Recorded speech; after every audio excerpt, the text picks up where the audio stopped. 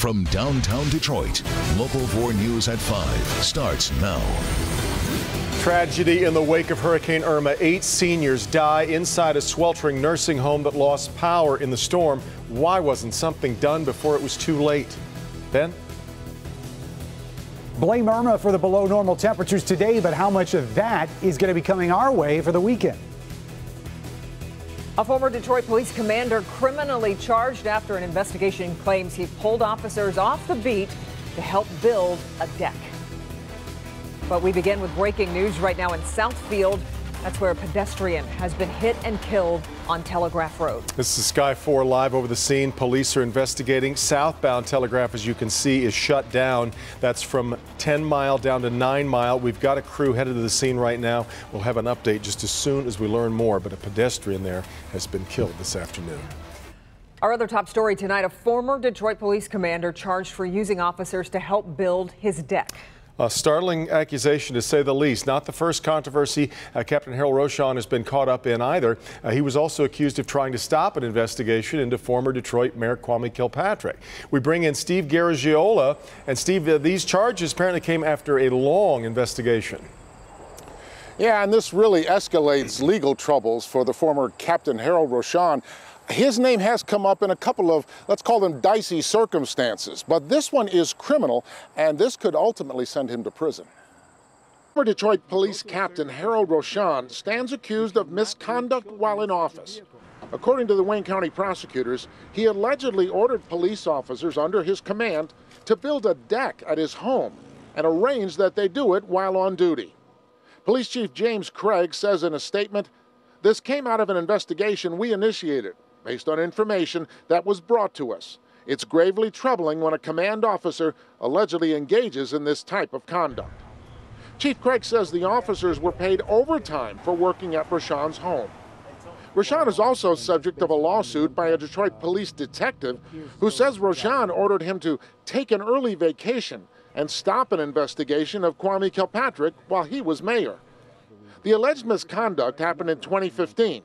Rochon resigned in April of 2016, ending a 30-year career with the police department. Now, I was not able to reach former Captain Rochon for a comment this afternoon. At his arraignment this afternoon, he was given a $3,000 personal bond. The preliminary hearing in this case is in 2 weeks. Devin, Kimberly, back to you. So, Steve, a charge of misconduct in office. Talk about the implications of that. Yeah, you know, it doesn't sound like much, but it's got some real teeth in it. This is a serious offense. The maximum penalty would be a fine of up to $10,000 and 5 years in prison. Yeah. So this is not a brief jail term. This is a prison term. So this is pretty serious stuff. Sure is. All right, Steve. Right now, we're following developing news from Washington State. One student is dead and at least 3 people wounded after a gunman opened fire inside a high school. You're looking at video of the scene at Freeman High School in Spokane, Washington. Police reportedly took 1 suspect into custody. No word yet on the motive or if the suspect is a student at the school. And now to the tragedy that we've learned in the wake of Hurricane Irma. 8 people have been found dead inside a nursing home in Hollywood, Florida. That's just north of Miami. Officials there say the building lost power during Irma and the intense heat killed them. In all, 115 residents inside that nursing home had to be rushed to safety. Jay Gray is following that and has a new look at the devastation in the Florida Keys. Jay? Good evening. The scope of Irma's fury is overwhelming here in the Keys. And now, as survivors begin the monumental task of recovery and eventually rebuilding here, Mother Nature has delivered another vicious strike: unrelenting heat.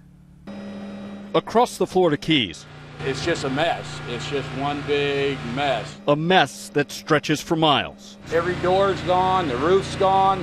Most everything that was life before the storm here, gone. Saws and front loaders are the weapons of choice for soldiers on the front lines of the recovery mission here. More than 8,000 National Guard troops moving into the hardest hit areas. It's a devastation out here. There's a lot of people stranded without power, food, phone. They can't get in contact with their families. Flooding continues to be an issue to the north. Today, Governor Rick Scott toured the area by boat and says help is needed across the state. Trying to move assets to those affected as fast as possible. People are hurting. We got to get this done. One of the biggest problems, power. Millions still don't have it. We got to get our power back. 8 people died and more than 100 have now been evacuated from a Hollywood nursing home that lost electricity during the storm. Most of the patients have been treated for respiratory distress, dehydration, and heat-related issues. The extreme conditions, another shot from Mother Nature in the wake of Irma. But the heat, just like the storm, can't break the spirit or determination of survivors here. This is what we do in the Keys. We help other people. And so they continue to push forward because they know what's buried under all of this rubble. We love it here. We're in paradise. We're going to rebuild, and we're going to come back strong. But they're going to need some help to come back here. President Trump visits the strike zone tomorrow. He will tour the devastation in Naples. Jay Gray, NBC News, Isla Mirada, Florida. Okay, Jay, and ahead at 5:30, our Coco McAvoy is in Orlando covering Irma. She caught up with a DTE crew from right here in Metro Detroit that's down there working to restore power. You'll get a firsthand look at what they're up against as they work around the clock. And as those affected by Hurricanes Harvey and Irma work to regain some sense of normalcy, many of you opened your hearts and your wallets to help. We were blown away, really, weren't we? Really. Yeah, we want to thank you for helping us raise more than $430,000 during our Help for Hurricane Relief Telethon in partnership with the American Red Cross and Art Van Furniture. It's fantastic. Well, after a cold snap that lasted a little over a week, seems temperatures are back on the rise again. That's right, and along with that comes some rain. Ben, I guess this is the rain we're getting because of Irma? Yeah, this is all Irma's got left is just some clouds and a couple sprinkles. And our warm-up's going to take at least a temporary detour here today, and we'll resume our regularly scheduled move tomorrow. But it is a lot of clouds out there right now. So far, none of the reporting stations coming up with the rain, but you start looking at the radar, just a little bit of moisture trying to work its way in from north of 69. Most of us are dry right now. There is a little bit more moisture hanging out down to the south. This is the core of what's left over from Irma, and you can see it's a little bit more organized. So we'll be watching this for the evening. Otherwise, temperatures going to be close to average. In fact, with the clouds around, it is going to be a mild start tomorrow morning. All 60s through the overnight hours, and we'll look for the 50s to start in most places tomorrow morning. Wait till you see the weekend. That's coming up in a few minutes. Devin? All right, Ben. Robbers slam a car through the wall of a liquor store, and the store says it's not the first time they've been targeted. The store near Chalmers and East Outer Drive says thieves stole liquor, cigarettes, and cash from inside after plowing right through the wall. And the owner tells Local 4 this is the 4th break-in at his store, and right now police don't have any suspects in custody. For months now, hundreds of Volkswagens recalled in the diesel emissions scandal set in the parking lot of the Silverdome, and you can see them lined up there. But some of those recalled cars have been disappearing, and it turns out Volkswagen wasn't taking them to the junkyard. As Rod Maloney reports tonight, they somehow ended up back on the road. Cars as far as the eye can see here at the Pontiac Silverdome, 9,000 of them sitting out here right now. But get this is only one of 10 different lots across the country. The high-level thieves who saw this as an opportunity stole 69 here. But the belief is they might have made that just a drop in the bucket. As if getting corporate officers sent to prison in the emissions cheating scandal wasn't enough, Volkswagen has another embarrassing problem on its hands: lot security. Oakland County Sheriff Mike Bouchard is left to wonder if instead of a sleeping security guard, this theft was an inside job. We're not 100% sure all these cars ever made it to the lot. So that's part of the investigation. Was there any internal involvement or inside player? Did they get there? Were they taken from there? At least 20 of the stolen VWs wound up in the Hoosier State. Indiana State Police Sergeant Jerry Gooden admits finding a dozen of them at the Mannheim auction near Louisville, Kentucky. And it came as a big surprise. Vehicles do travel back and forth, but obviously we don't come in contact with people to make 12 recoveries in one day. That was something that was very unusual. So how did the thieves make this work? Well, they have a working knowledge of the business and a very good printer. They not only ferreted the vehicles out of Michigan, but they also had the ability to fabricate a title to sell it at the auction in these other 4 states. So they had a plan, clearly. As of tonight, the other stolen recalled vehicles showed up in Georgia and Tennessee. Volkswagen has refused comment. I just got a call from Sheriff Bouchard, and he tells me that the auto theft unit this afternoon, just a few minutes ago, found 13 more of the cars. That makes the number 82 vehicles that should have been here that weren't. And it turns out that a lot of these vehicles had made it very deep into the used car supply chain, getting from the dealer to actually being sold to customers. And the question becomes, who's going to end up paying that bill when the cops confiscate the car? Back to you. How did police first find out about this case in the first place, Rod? Well, strangely enough, it was Volkswagen who reported it to the auto theft unit here because they were starting to see VIN numbers of cars that had been recalled and were supposed to be here showing up as having been titled and back on the street. That certainly set off the alarm bells. Now the question is just how big is this? Right. Because it promises to be much larger than just these vehicles. And you hate it for the people who bought those vehicles as well. Okay, Rod, keep us posted. We appreciate it. Bedrock has revealed updated designs and information on the Hudson's site, which is slated to become the newest or the largest new construction in the city so far. And when it's done, it'll of course forever change Detroit's skyline. But a key feature of the site, an 800-foot tower that is now nearly 50 feet higher than the RenCen. The $900 million project will also feature a 1,500 cap event hall. Let's try that. Bedrock plans to break ground on the new site in December. Looks beautiful. Sure does. Amazing. We're just getting started here at 5. Much more ahead, including an alert at a Michigan nuclear power plant. And it's the data breach that only seems to get worse. Brand new worries tonight after data from Equifax got into the wrong hands. Blaine? Another day, another bipartisan meeting at the White House. President Trump working to push tax reform. I'm Blaine Alexander in Washington with more on how this effort is being received. But first, brand new revelations in an elaborate murder for hire case in Warren. And we'll have it next. New at 6. A disturbing campus alert here at OU. A man videotaping co-eds, girls, while they shower. That is very much a game changer because obviously in this day and age we don't know what can happen with that video. But police do have leads. We'll tell you about them on Local 4.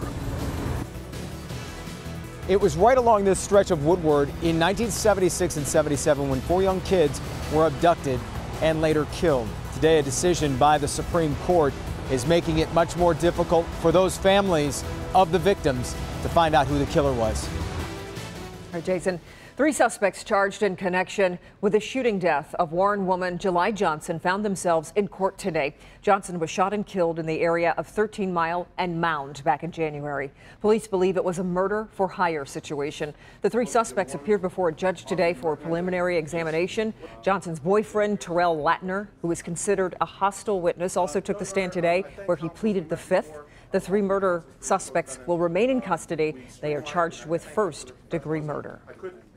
Another day, another bipartisan meeting at the White House. Today, President Trump hosting House members from both parties in hopes of coming to a deal on tax reform. All of this before sitting down with leaders of the Democratic Party. That's going to come up tonight. Blaine Alexander has more from Washington. Blaine? Well, Devin, it's a sort of 2-pronged approach today. First, Republicans and Democrats from the House are coming over, but later tonight, it's just top Democrats coming over for that dinner meeting, an approach that's receiving mixed reviews from the president's own party. Tonight on the White House menu, another bipartisan dinner, this time with top Democrats Nancy Pelosi and Chuck Schumer. I'm pleased to welcome. Hours earlier, President Trump hosting a bipartisan group of House members. More and more we're trying to work things out together. That's a positive thing, and it's good for the Republicans and good for the Democrats. Last night, he sat down with Senate Democrats and Republicans. I commend him for doing it. I thought it was a very constructive meeting last night. This new era of bipartisanship is exactly what the American public wants. But is it what the president's party wants? Some concerned he is getting too friendly with Democrats Schumer and Pelosi.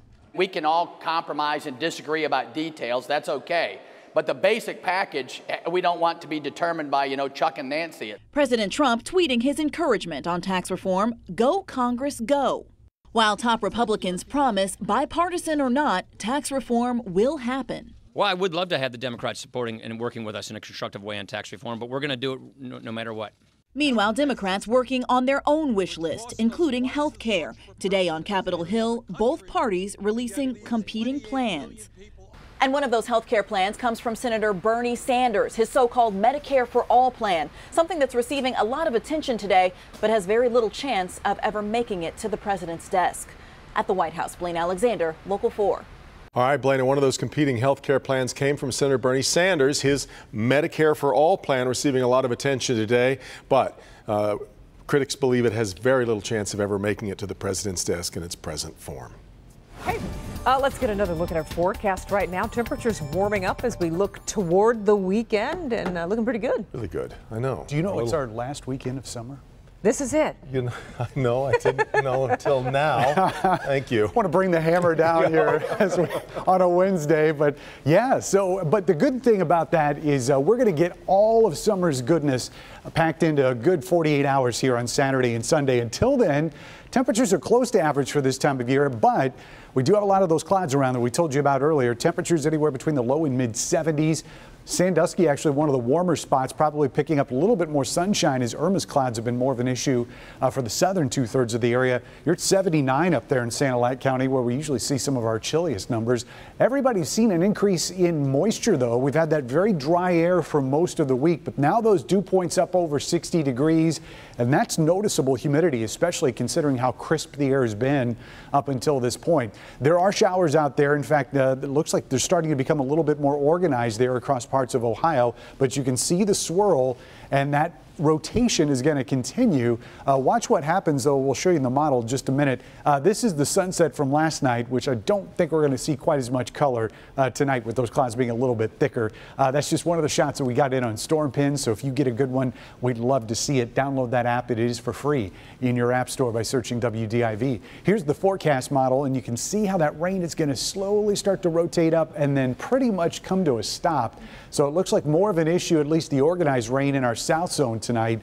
Could be a couple sprinkles elsewhere. We should start the day dry tomorrow. Still have a lot of clouds to get through, but I think we'll see more peaks of sunshine around those as we slowly start working Irma out of the forecast and start working some sunshine and warmer temperatures in. Here are the lows tonight as we wake up tomorrow morning. Some of us will be in the 60s to start. 61 in Detroit, Dearborn at 61, and some upper 50s here up towards M59. Humidity noticeable, but it's not going to be terribly muggy. So if you've got the windows open tonight, I don't think that that's going to be an issue. Temperatures are in the upper 50s across our south zone. Pretty much same goes here in our west zone, slightly cooler up there towards Flint and Fenton. And otherwise, we stay away from the 40s in our north zone. It is all mid and even upper 50s as we go north of M59. Cloud cover keeping things just a little bit milder overnight. So we move up just a skosh to 76 tomorrow for that high temperature. The 80s start rolling in over the weekend, and we'll fall a little bit next week, but not by much. That Monday chance of rain looks like our best shot in the next 7 days. We have needed the rain. We haven't gotten a ton of it here locally, and we could get a couple sprinkles tonight, but we're really keeping our fingers crossed for Monday. All right. Okay, Ben, thank you. Let's check in with Dr. McGeorge. He's a local athlete and coach who's turned his chronic illness into a source of inspiration. Coming up, see how Brandon Denson is helping local kids tackle their own challenges. Some big new developments in the Equifax security breach, what you need to know, and what's now being done to help you protect your credit. The Local 4. New tonight, it's a data breach that only seems to get messier. Lawmakers have invited the CEO of Equifax to testify next month after the hack that is affecting millions and millions. Consumer investigator Hank Winchester has a look at how Equifax is responding to the backlash. If you're one of the people affected by that huge breach, financial experts are saying a line of defense you could use: freezing your credit report. Equifax will now waive the fee to freeze it, but that is only after they received a ton of criticism because they were charging customers $10.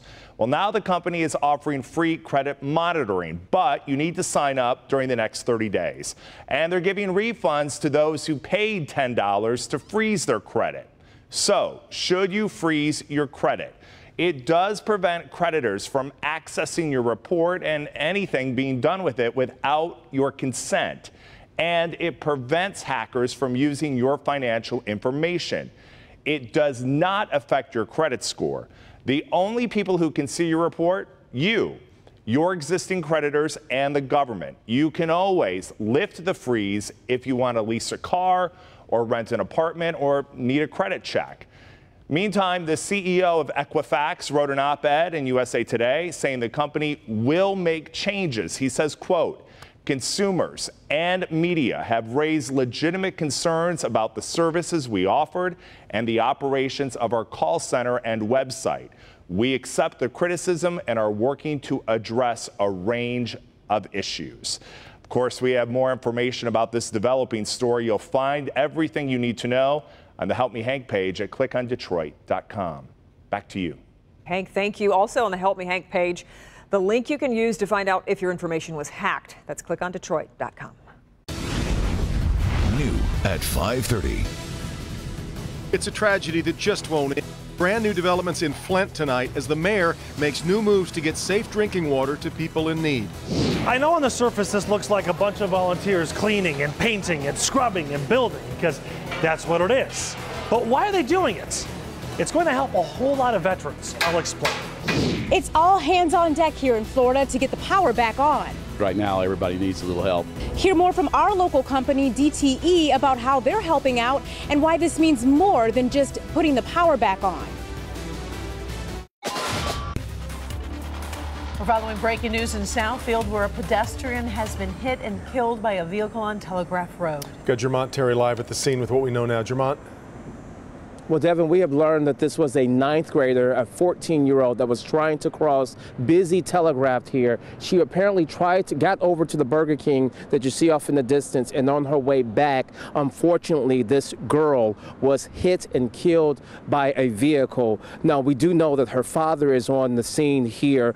He was obviously being taken care of by the Southfield Police Department, but the investigation that's underway today and right now is whether or not this driver stopped and even saw this girl as she was darting back across busy Telegraph here right off of 9 Mile. But the breaking news again, we have a 14-year-old girl who was a 9th grader at a high school that was hit and fatally killed as she attempted to cross back over 4 lanes of busy Telegraph Road. We're going to stay on top of the story, hopefully get an update from Southfield Police and have another update for you as soon as possible. For now, reporting live with breaking news in Southfield, I'm Jermont Terry, Local 4. Also here at 5:30 from Detroit to Orlando, crews from here at home down in Florida tonight working on an impossible mission to restore power to millions of people in the dark after Hurricane Irma. The numbers staggering. As we speak, 3.8 million homes and businesses in Florida without power. And compounding the issue, temperatures in the 90s, so no air conditioning, leading to the nursing home tragedy we talked about earlier in Hollywood, Florida. It could be weeks before some of the power is back on in some areas, but crews from right here in Metro Detroit working around the clock to try to get folks back on the grid. Our Coco McAvoy is in Orlando right now, and she caught up with a DTE crew down there. Coco, there is so much left to be done. Yes, Karen and Devin, there's a lot of work to be done. You can see the debris scattered along the beach here in Daytona Beach following the hurricane.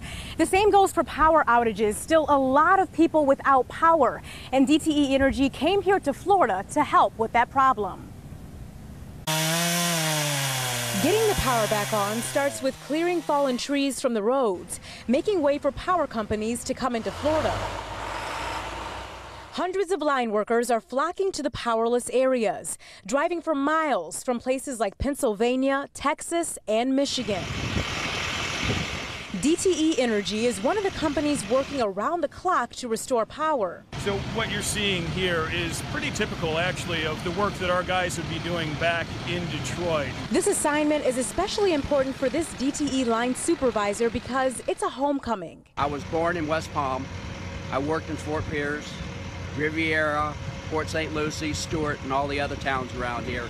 And to me, these are my home people. The crew members say working alongside their fellow line workers in other states is part of the job. These are our family members who maybe took a job down here or decided to retire down here.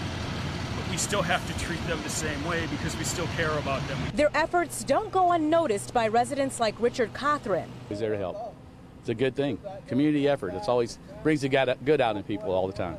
The help also gets Cothran and hundreds of others back to their normal routines faster. Anybody wants to come over and take a shower, it's free to come over and take a shower. It's hard to go a couple days without a shower, tell me that. The DTE crew members will stay in Florida for at least another week before heading back home to Michigan. And this isn't the first time that DTE Energy has stepped in to help during a disaster. They say it's part of a mutual aid agreement, and they're always happy to assist. Back to you. Well, Coco, we had the original estimate of what DTE was trying to send. Do we know how many line workers from DTE are there now? Yes, Devin. So right now they've got 400 line workers here in Florida. However, they've got another 125 that they're trying to bring here, but they've been stuck in traffic. So they're hoping that they make it by tomorrow. Can you get there to help? Exactly right. All right, Coco. Well, we've all seen the destruction from Irma, but today we're seeing the effects of Irma here actually in Metro Detroit. And Ben joins us now with a look at how this massive storm that started on the west coast of Africa was able to make it all the way to Michigan. Yeah, Karen, it was a long trek for Irma. It was what we call a Cape Verde hurricane. That is not the unique part of this story. There's a lot of storms that actually form in this part of the area near the Cape Verde Islands, which are actually now called the Cabo Verde Islands. But usually the high pressure, what we call the Bermuda high that sits out here in the Atlantic, is pretty weak. So the storms kind of go around that high and curve back into the Atlantic. Well, when that high gets a little bit stronger, it kind of blocks the storms from going north. And that's when the east coast of the U.S. comes into play. But when this high is at its strongest point, this is where Irma went. And it went right across that same path into the Leeward Islands, north of Cuba, and then right there into the Florida Straits before turning north. That's when the Bermuda high is at its strongest, and that is on the rare side of things. In fact, you look at Irma's track and then you compare all the hurricanes back to the 1880s that have formed within 100 miles of Irma's origin point. They all stayed away from the U.S. except for one other one. We talked about that last night. Back in the 1880s, killed over 1,000 people on the East Coast. So Irma's track was indeed rare, but that origin point, the Cape Verde Islands, not so rare this time of year. Guys? All right, Ben. The search is on after several brand new Ford pickup trucks stolen from a Dearborn lot overnight. Police say 4 Ford F-150 pickups stolen from an automotive aftermarket company lot in the area of Rotunda and Greenfield. On-scene officials discovered that a large section of a chain link fence had been cut, allowing for the vehicles to just be driven off the property. If you saw anything, the Dearborn police would urge you to call. Across Michigan on this Wednesday, we've got stories from Grand Rapids and Bridgman right near the Indiana border. But we want to start in Flint. That's where a new plan has been announced by the city to continue home delivery of water. They've set up 4 new distribution sites and now have 10 pickup locations across the city. Officials say water quality tests show Flint's water has met federal requirements for over a year. Crews also continue to replace pipes in homes and hope to have all service lines replaced by 2020. In Grand Rapids, police are investigating the alleged abduction and assault of a 19-year-old Aquinas College student. Police say she was walking near the college around 9 p.m. Friday night when she was forced into a dark SUV. She says she was then driven to an unknown location. She doesn't know where she was, but she was assaulted. The suspect, described as a middle-aged Indian or Middle Eastern male between 5 feet 8 inches tall and 6 feet tall with salt and pepper hair and a long goatee. An unexpected scare in western Michigan after a nuclear reactor leaks coolant during a shutdown procedure. Happened at the Cook nuclear plant in Bridgman, Michigan. That's west of Kalamazoo. It was shut down Wednesday for routine maintenance, but a valve opened, leaking coolant into a fuel tank. Fortunately, no injuries reported. The reactor, we're told, is now stable. Today, South Korea is aggressively stepping up its military posture in response to the North Korean threat. South Korean military announces they are forming what they call decapitation squads that can infiltrate North Korea. The goal, to assassinate the leadership. The South Koreans also today unveiled what they say is a cruise missile that can evade radar, be fired from a fighter jet, and hit targets that are hundreds of miles away.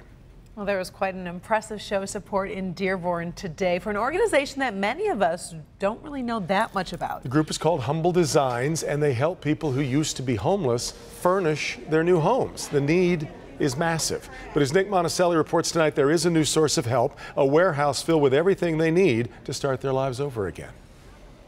It really is amazing to see how fast this transformation is taking place. But what's also really cool is to understand what this used to be and what it's going to be. It was an empty warehouse. Now it's becoming essentially a warehouse of hope. You want 2 of them? It takes a lot for a man like Bassem El-Khavaj to break out of his shell and get comfortable telling his story. But all the support makes it a little easier. Bassem fled from Iraq, enlisted in the U.S. Army, and then served overseas as an interpreter for 9 years. But when he got home, he could not find a job and ended up sleeping in his car. I've been left behind, and that was very painful. That lasted 3 months until the VA helped find him a home, but he had absolutely nothing to put in it. How you doing? That's where Julie Nagel of Humble Designs comes in. This is their warehouse in Pontiac filled with donated goods. They work with the homeless population once they get a home and furnish it with all this for free. Because they're sleeping on the floor. They have nothing. And so what we do is we come in and give them a home. And this new space in Dearborn will do the same, but for veterans. So it's kind of like a department store of donated goods. U-Haul of Detroit recently bought this building and donated 11,000 square feet of it to Humble Designs. And AAA of Michigan provided the manpower for this transformation. 54 volunteers, man. Meaning more veterans like Bassem can transform their lives too. It was not just a hope, it was like that light, you know, I was waiting for the light. It's like when you say, end of the tunnel, that exactly that thing when they came into my house. In Dearborn, Nick Monticelli, Local 4. Yeah, now this year, Humble Designs is going to help 52 veterans from the new location. Next year, they hope to help 3 families a week, meaning more than 150 families would be helped. Great program. They do so much, and when they go into these homes, they really such a transformation, isn't it? Yeah. Place. Some Florida police officers are looking to raise money to help hurricane victims in a rather unusual way. New tonight, how a viral Facebook post had these brave officers blushing a bit.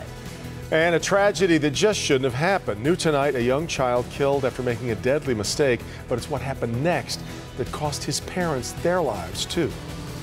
Doc? Well, he's a local athlete and coach who's turned his chronic illness into a source of inspiration.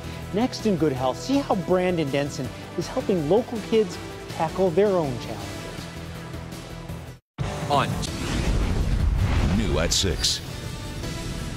Building Michigan's economy, adding jobs, has gone on in this town in a way that no one could have expected. We got knocked down, but we stuck together as a family and a company, and we battled our way back. This used to be a car dealership, and now it's something much, much more.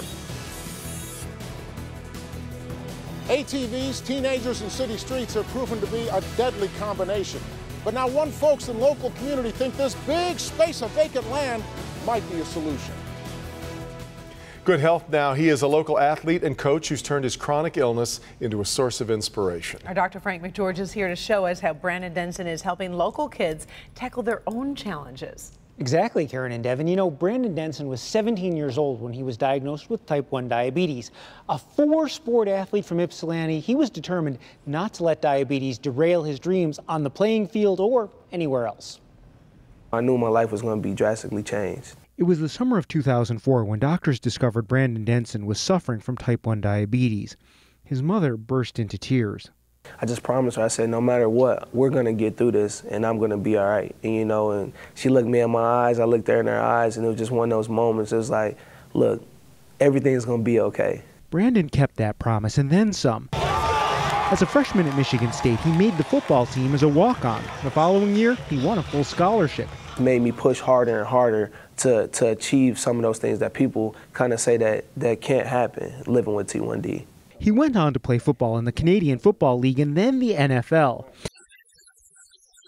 And last year, he competed on American Ninja Warrior. He competed without a shirt, not to show off his muscles, but to show everyone his continuous glucose monitor. I wanted parents to see it. I wanted kids that live with T1D. I wanted them to see it because I wanted to show them, like, I'm just like them. I'm a little bit bigger, a little bit older, but I'm just like them, you know. Brandon works as an ambassador for JDRF, sharing his story and talking to families living with the challenges of type 1 diabetes. His message to kids is simple. Never let anybody tell you that you can't do something. How was your summer? Brandon is now working at Voyager Academy, a charter school in Detroit. He teaches discipline and also coaches football. Being in the inner city, sometimes it is hard. There's a lot of distractions going on that they have no control over. But I feel like it's our obligation to society is to help out. And I try to do everything I can. What's up, Josh? He hopes he can inspire kids facing any challenge to keep pushing ahead. I try to teach them it's not about like making excuses, but at the end of the day, it's about using what you have and going as far as you can. It's all about effort. Like, you know, control what you can control and put your maximum effort in anything, you know, and with that, if you do that and you fail, you're not a failure at the end of the day. You just have to work harder. Now, it's been 13 years since Brandon was diagnosed, and he is amazed at the progress that's been made controlling type 1 diabetes and making it easier to control. But he wants to see that progress continue. So a major event that supports that research is the JDRF One Walk. That is coming up this Sunday at Milliken State Park in Detroit, and it goes along the River Walk.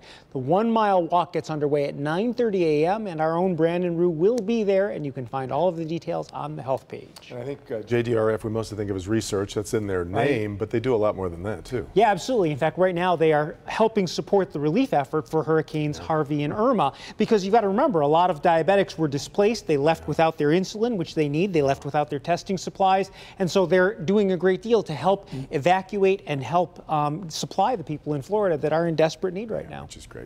All right, Doc. Thank you very much, Doc.